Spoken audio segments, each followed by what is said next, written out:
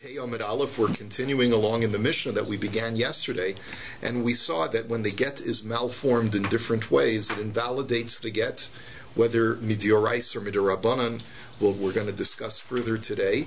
Here, up until now, we've seen two things. One is where you get the date wrong, but not that you put an incorrect date, you put a correct date, but using a different kingdom. You use the wrong kingdom. In other words, if you're living in the Babylonian kingdom and you put a different date that's based on a different numbering system, a Greek system, a Roman system, a number of years since the Churban, etc., so then this invalidates the get.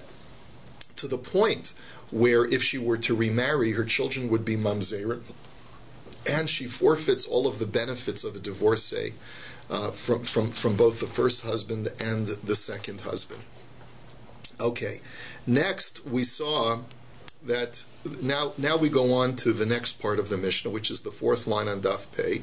Shina shemo ushema shem iro v'shem ira teitze mizeh umizeh v'chol hadrachim ha'elu ba. Now here's the next case where you change his name or her name, where you do some kind of change.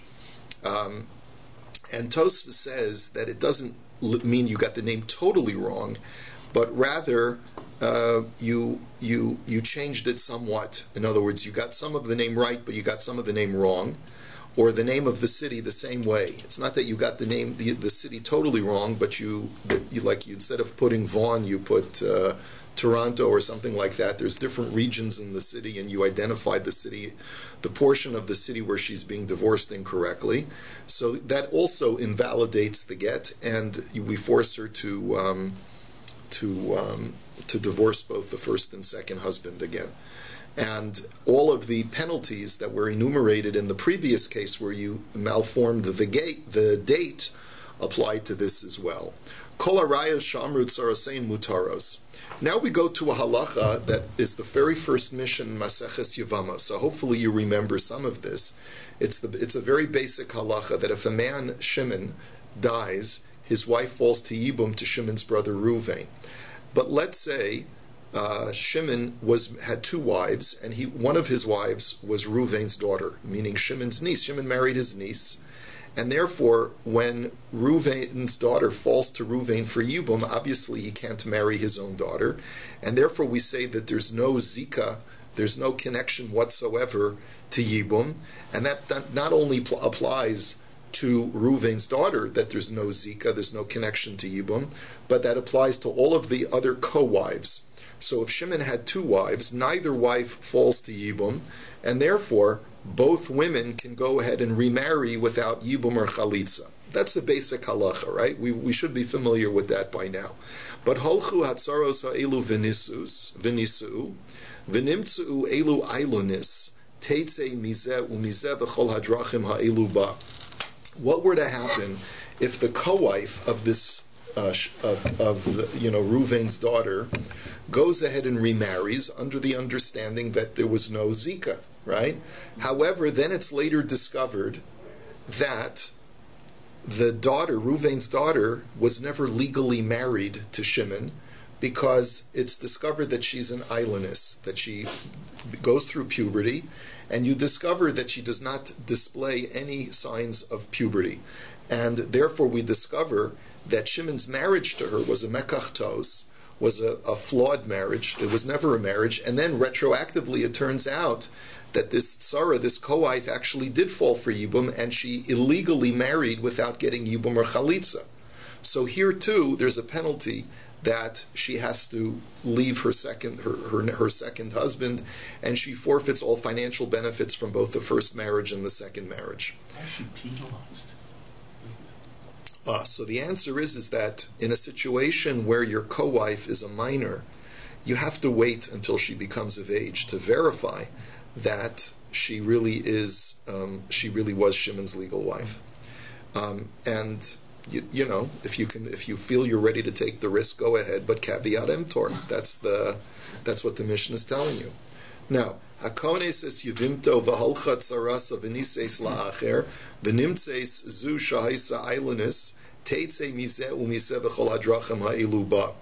Now, let's say we're not talking about a case of erva. It's not that Shimon married his brother's daughter.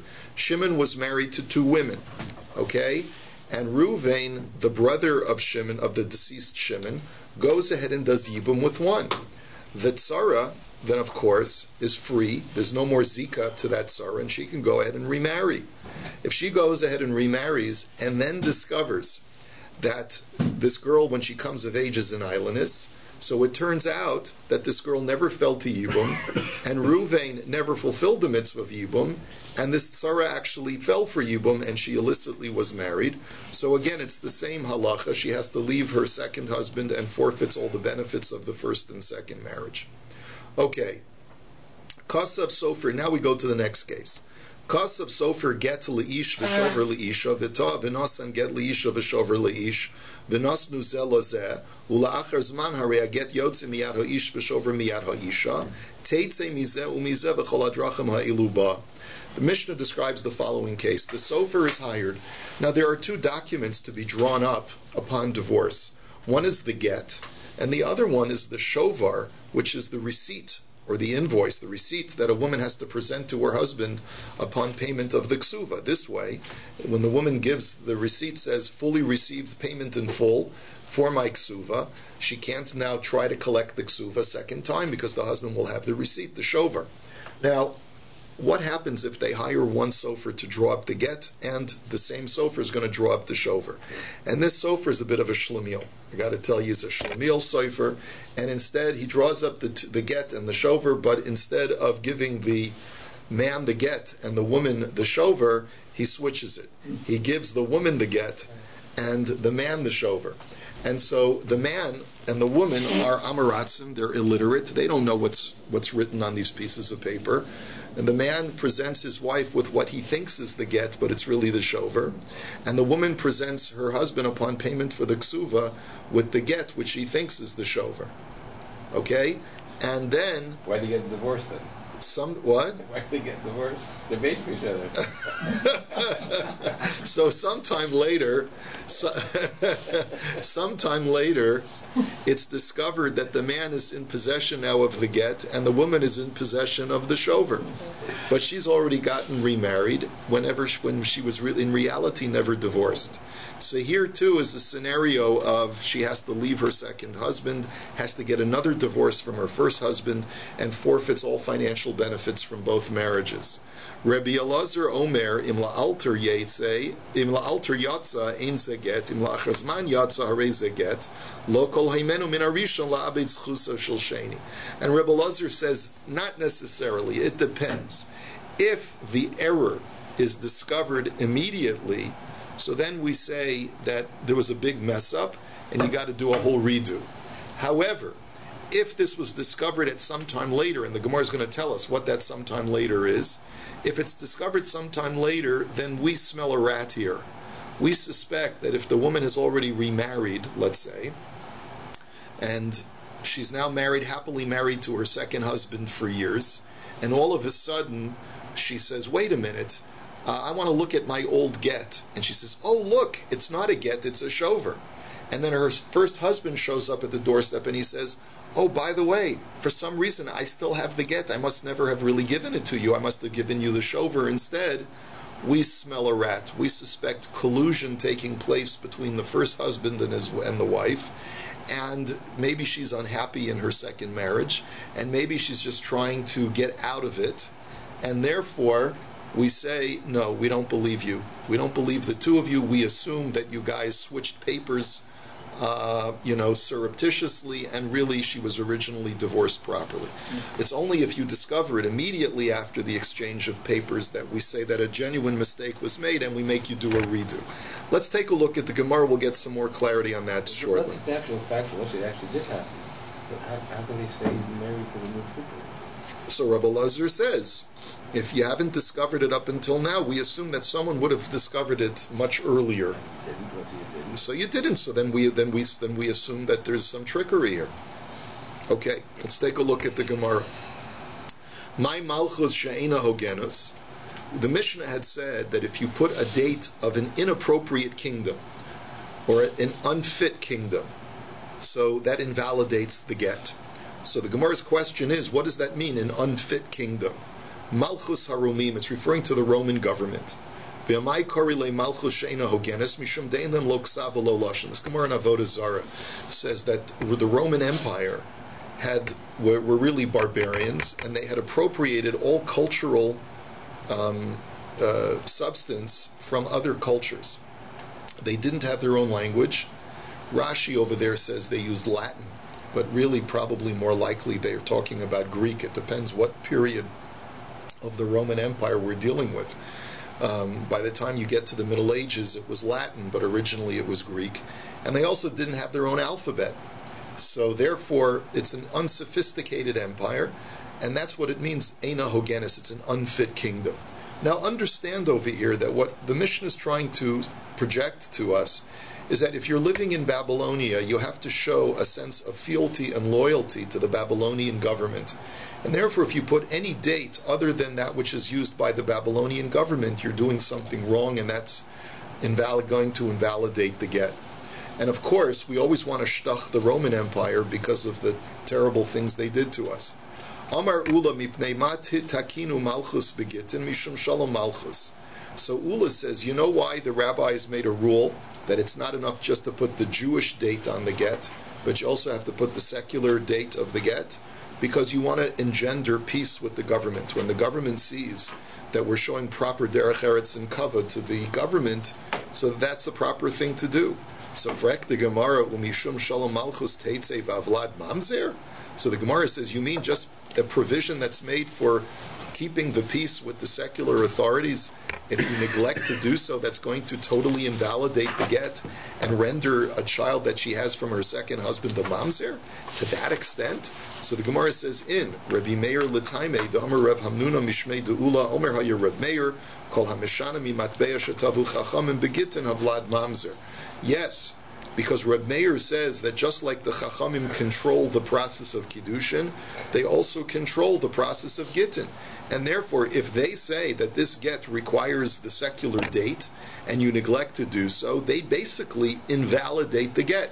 Just like we said previously, Kol de Mekadesh Adaita de Rabbanan Mekadesh, whenever you present Kiddushin, you do it with a tacit consent of the sages. Rabbi Meir is of the opinion, and we'll see the Chachamim disagree, but Rabbi Meir is of the opinion that when you divorce your wife, you do it under the tacit agreement of the Chachamim.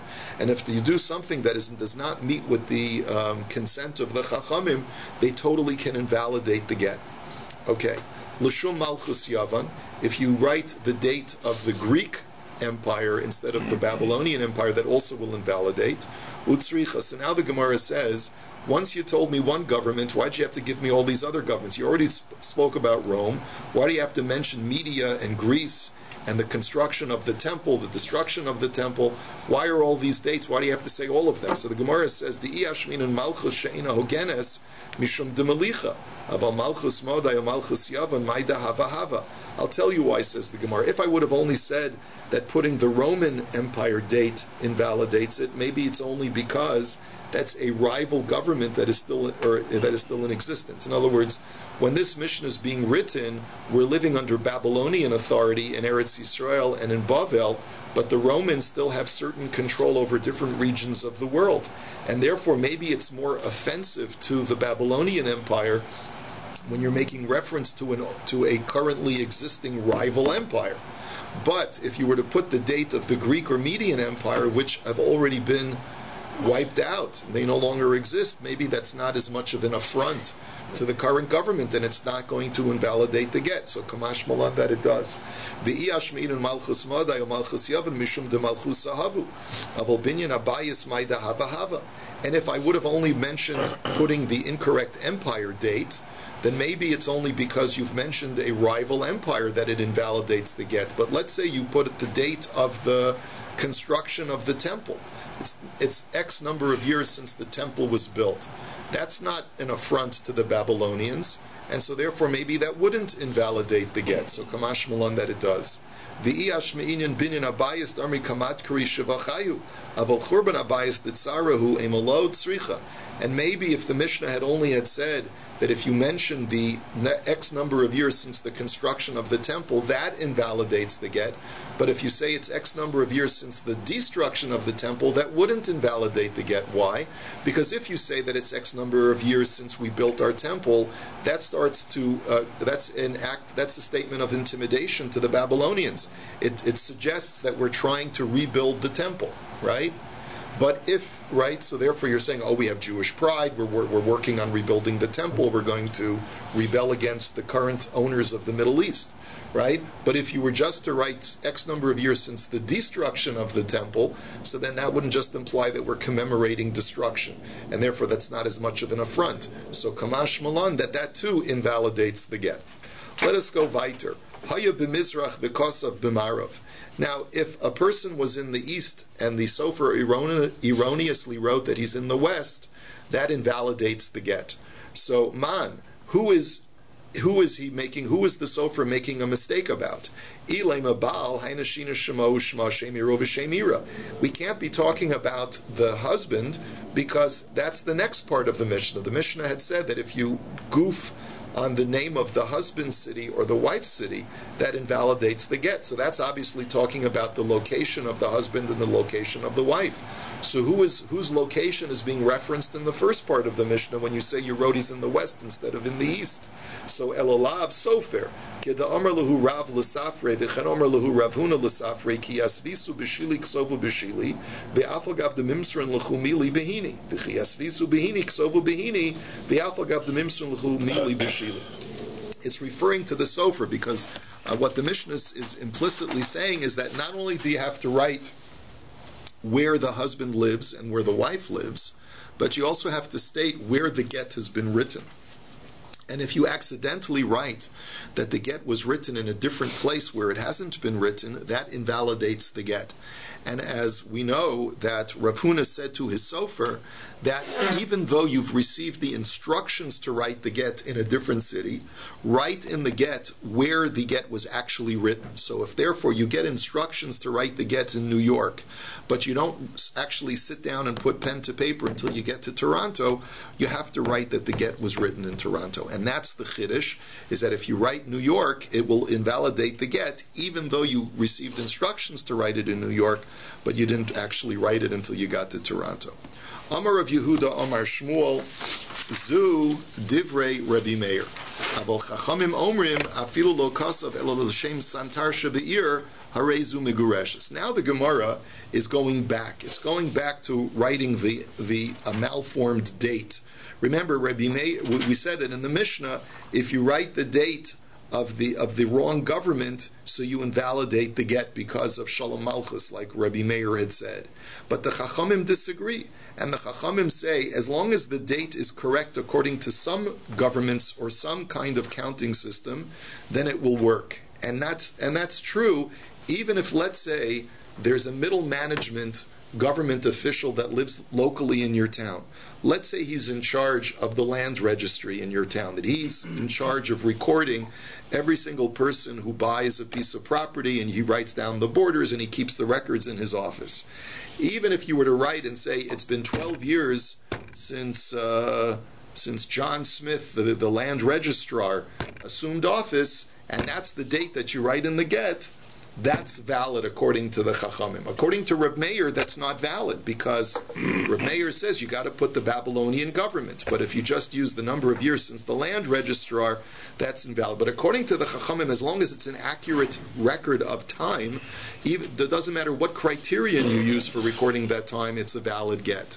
Now, Hahu Gita Dahabaksiv Be L'Shem Istandura de B'Shachar Shalcha Rav Nachman bar Rav Chisda L'Kamei de Rabba Ki Hagav Namai Shalach Lei Baha Afilu Rav Meir Modi. So the case was as follows. There was a local governor or mayor of a province or a town. And when the Sofer wrote the get, he said that it has been X number of years since Governor Jones took office. And the question was, will this be a valid get according to Rabbi Meir? And he said, Rabbi said, even Reb Meir would agree that it's a valid get. So, my time, me'osa malchusu. The reason is because Governor Jones is a representative of the Babylonian government.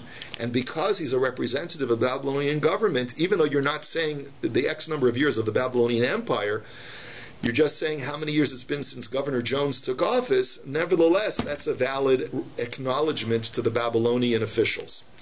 Umayshna misantar shabir.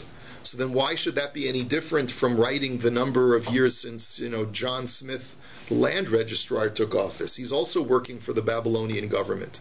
So the Gemara answers, Zila luhu milsa, hasam zila luhu milsa, hacha shavicha luhu milsa. The answer is that when you take a dumpy, schlumpy, middle management guy who's just in charge of land registration in your local province, so then that's a shtach to the government by saying it's been X number of years since he took office. Who cares about him? He's a schlumpy, frumpy guy. But if you take the governor, Governor Jones, then that's a kavadik, that's a respectable position in government, and therefore you're showing acknowledgement to the government. Yeah. Miguel's Esther. We used I'm just checking this now. Shlosh Malchuso Asam Mishneh. Yeah, so that's proper acknowledgement to the Persian government because the story, the context of because the story takes place under his reign. The Mishnah is being written when we're under Babylonian reign, so it depends on what the time period is. But you have to show acknowledgement to the government that's in power at the time, and since the Megillah is being written at that time, it's the appropriate date. Okay.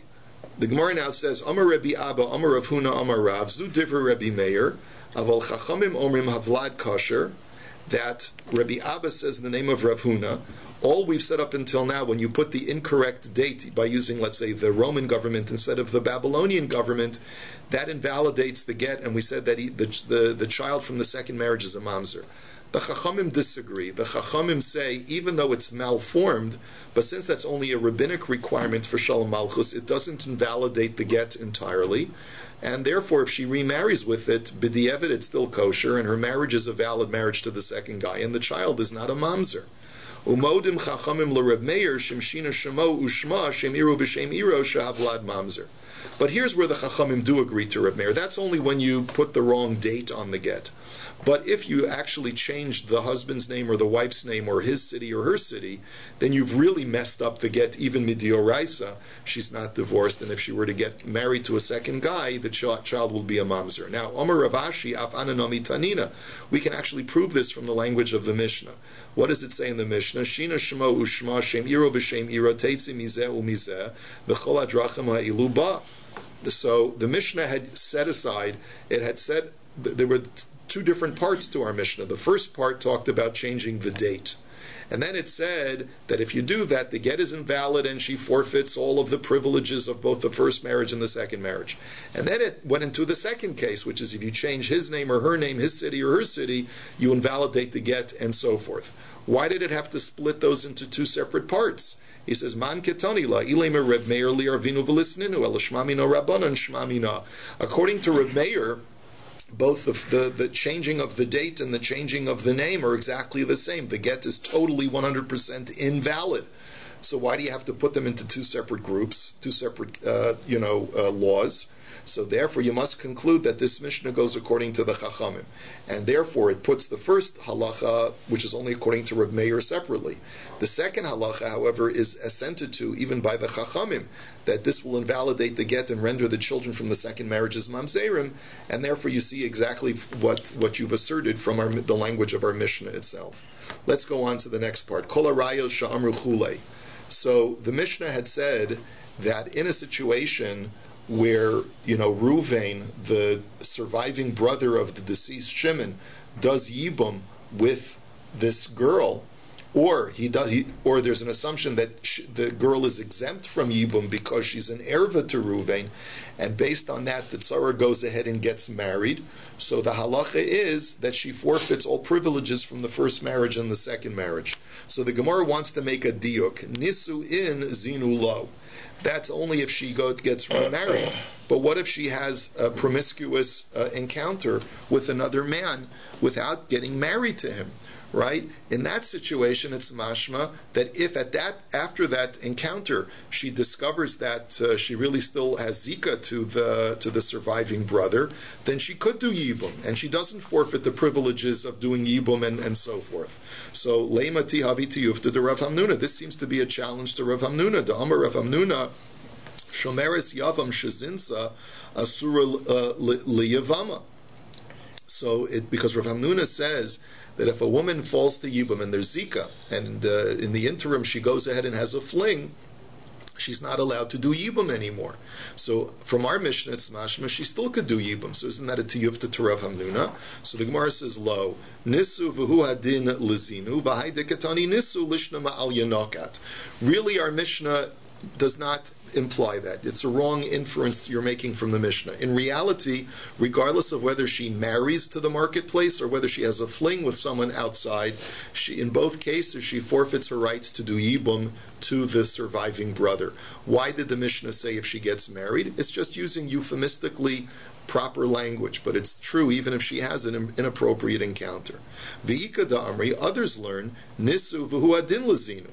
That some say that when the Mishnah says that if she marries someone outside, she loses her chances to ever do yibum, that's true even if she has an extramarital encounter as well. Lema misayeh leila Rav Hamnuna. This supports Rav Hamnuna. Da'amar Rav Hamnuna shemeres yavim shezinsa asura liyavama.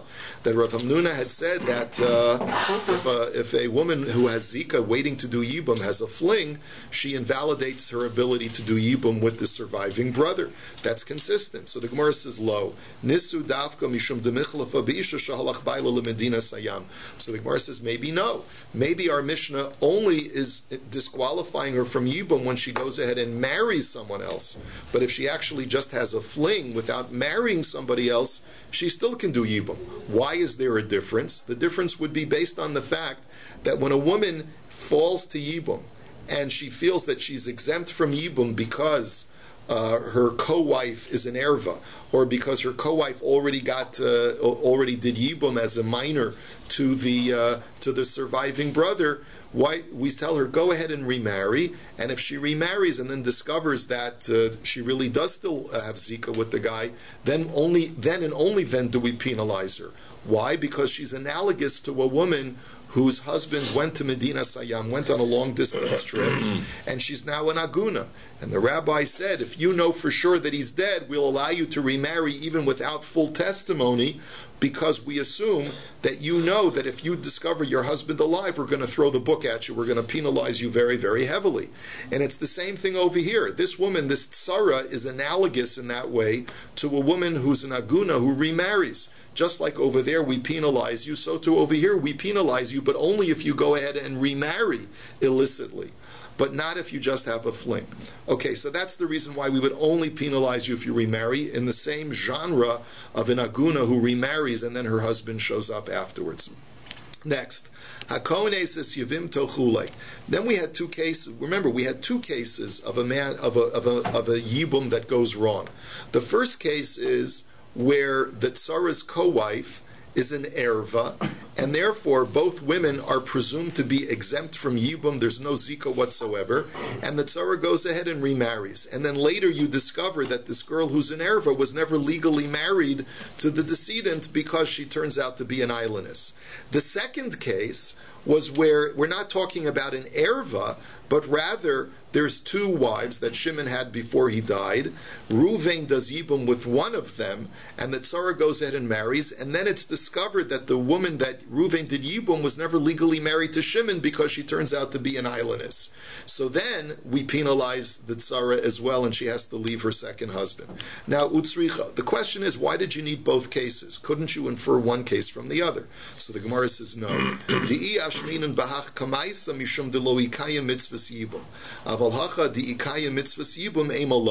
I'll tell you why. Maybe the rabbis only imposed the penalty when there was no actual act of a mitzvah of yibum.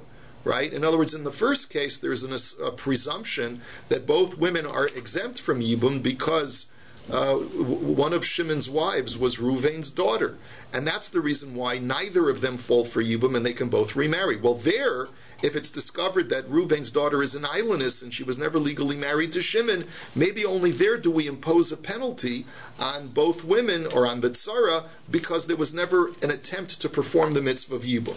But in case number 2, where Reuven went ahead and actually married Shimon's first wife under the assumption that she was Shimon's wife, and they really think that they're doing the mitzvah of Yibum, maybe we shouldn't impose the penalty, because after all, everyone's doing what they think is the right thing.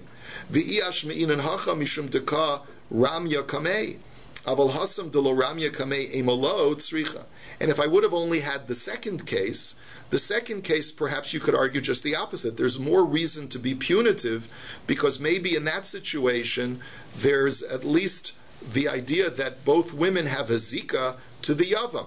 And so what ends up happening? The tzara says to the little girl that's the other co-wife, she says, you go ahead and you do yibum, right? And I'll go ahead and enjoy my life. And in that situation, where the Yavam does Yibum with this little girl, maybe we would say to this tzara, listen, you also had Zika. You passed it on, you passed it off to your co-wife, and you should have waited until she became of age before you decided to move on with your life, to verify that she actually fulfilled the mitzvah of Yibum. And therefore, perhaps there's more of a reason in the second case to be punitive than in the first case, and that's why we have to tell you that in both cases we're equally punitive, that if the tzara turns out to still have Zika with the Yavam and she got married in the interim, we penalize her and cause her to leave her second husband. She can't do Yibum, and she forfeits financial benefits from both the Yavam and from the second husband. Next, Kasav, last case of the Mishnah was Kasav Hasofer V'Tav V'Nasan Get Leisha V'Shover V'Chulei Rabbi Lazar Omer Im La'alter Yatze V'Chulei.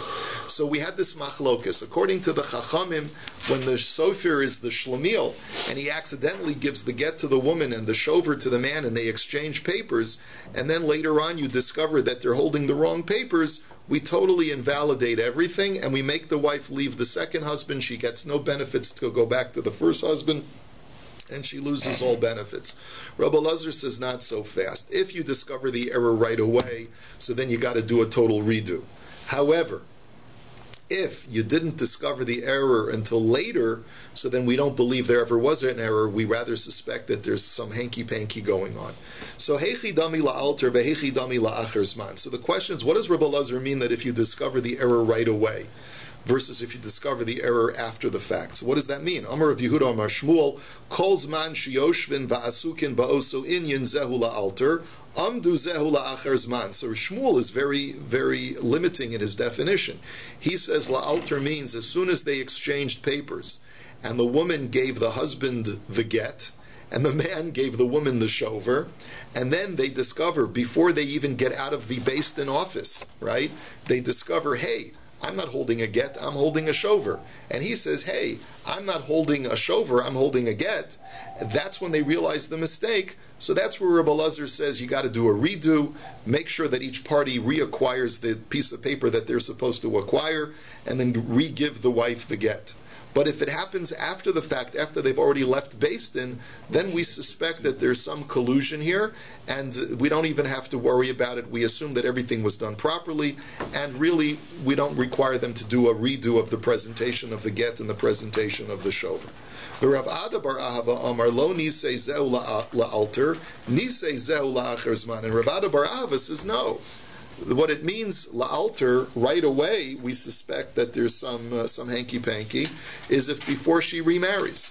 But la'acher zman means once she's remarried to a second guy, we don't accept anyone's raising the issue that they got the wrong papers. So the Gemara now says Tanan. Let's look at the last part of the Mishnah. Lo kol heimenu min harisha la'abit zechuso shel sheni. That the first husband does not have the ability to cause her to forfeit her marriage with the second husband. Now, that works out well according to the second explanation of Rav Ada bar Ahava. Bishlam el Rav Ada bar Ahava hainu de katani sheni. I understand if Rav Ada bar Ahava says that it's la'acher zman, that after a long time means after she got married to the second guy, then it makes sense. Why? In other words, Rabbi Elazar's point is we don't give credence to a first husband who's saying, oh, we accidentally switched papers, because maybe he's just trying to mess up her marriage with the second husband. And we suspect collusion here. Ela li Shmuel, my sheni. But according to Shmuel, who says that la'achar zman doesn't mean after she gets married. But la'achar zman means as soon as they walk out of Beis Din, we don't accept their argument that the papers got mixed. What second husband is there? There is no second husband. So what does that mean, second husband? We don't believe the first husband's ability to mess up the second husband's marriage. The Gemara answers, Zechus ha're'uya l'sheni. The answer is that Shmuel will explain it means like this. Any future second husband cannot be messed up by an argument of the first husband. In other words, granted, she's not married. She didn't remarry yet. But what we're saying basically is like this: once they leave the Beis Din, even if it's discovered after they left the Beis Din that they're holding the wrong piece of paper, it's now too late for anyone to raise the argument that they didn't present each other with the right pieces of paper. We assume that they were presented with the right pieces of paper, and either they got shuffled after the left Beis Din, or there was a deliberate shuffling of the papers in order to mess things up. That we don't allow, so that for whatever future marriage she's going to have, we allow her to get married, and we don't have to worry that maybe there was any mix-up or any confusion. Have a wonderful day.